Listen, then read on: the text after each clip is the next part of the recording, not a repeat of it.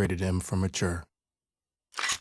The weapons need to feel heavy and powerful, and when you blast something, you want to see lots of chunks.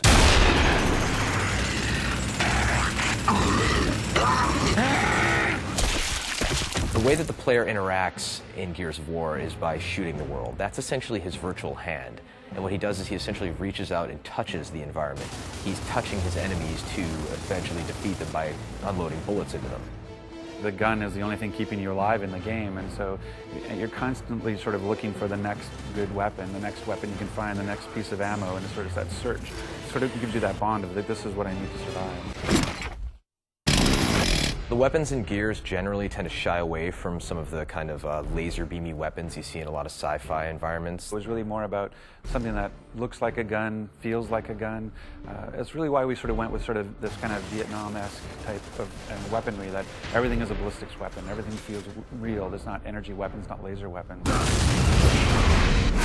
So your arsenal has expanded in Gears 2, and we have these heavy weapons. The first one's called the Mulcher. It's a heavy Gatling gun. Kind of based off the Predator, kind of raw, you know, just go crazy and mow everything down. We have a long-range mortar, which is heavy as well. You can take out enemies from what feels like it's about half a mile away. Again, you have to plant it and you have to crank it to get to whatever trajectory you shoot. We have the Scorcher, which is our take on a flamethrower. If you reload the gun perfectly, the shot goes further and it burns your enemies to a crisp, and there's much screaming and rejoicing when that happens. And then we have a really cool weapon called the Gorgon, and this is kind of a semi-automatic pistol. And this works well because you can take your enemy hostage and then grab this pistol and essentially take them out in a very quick and dirty fashion. We've added a new grenade, which is the poison gas grenade, what we call the ink grenade. The poison grenade is this crazy little, I don't know, grub or something, and it's filled with this poison gas, and they have it in a little cage on the end of the chain, and they'll fling it out, and it'll hit the ground, explode, and it'll emit all this crazy ink or poison gas. My favorite weapon in the game has to be the torque bow. I just love the whole, like, the fact that it sticks and they have a moment of pause to know that they're about to die, and then they pop, I just love. And what's great in Gears 2 is we've actually added dialogue for that pause, that we actually have the event of, and something explosive is stuck into you, and you get, you know, so people have that half second to go, uh-oh, and then blow up. In adding more into the Gears franchise, we wanted to basically continue the idea of the executions that were in the first one. When you play multiplayer of Gears, it's not just about playing it, it's also about watching it. If you die in Gears, you're forced to watch for a little while. That's a very powerful thing when you know other people are looking at you. And if you knock your enemy down, he's trying to crawl away, and you have an option to do all sorts of cool, nasty, hideous things to him, you're going to do it, and you're going to get a good reaction from the crowd.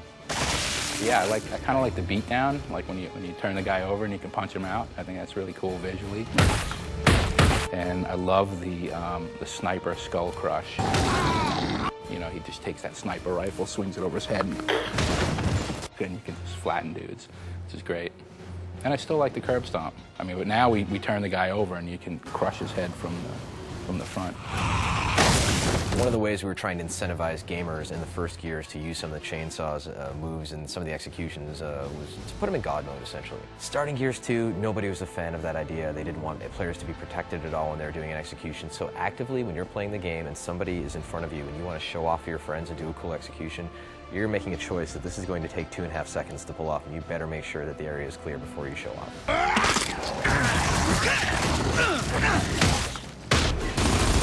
In Gears 1, when two players would come at each other with chainsaws, it was pretty much a random outcome as far as who would win.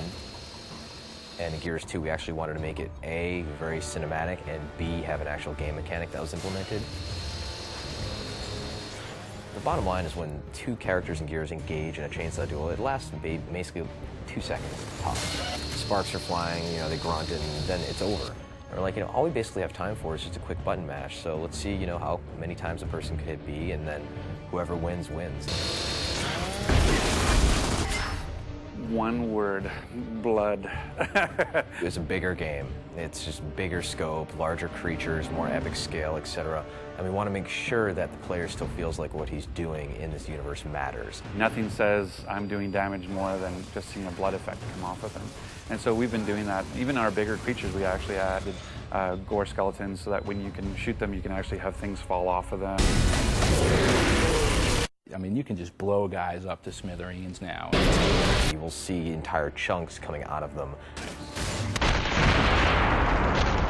The pieces fall around and they're floppy and they're not, you know, they don't just sit there and hang out, right, and then fade away. They flop around and leave blood splats everywhere.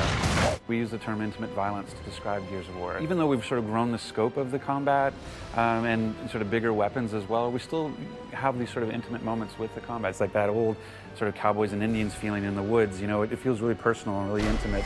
Running away won't help! I'll just shoot you in your asses!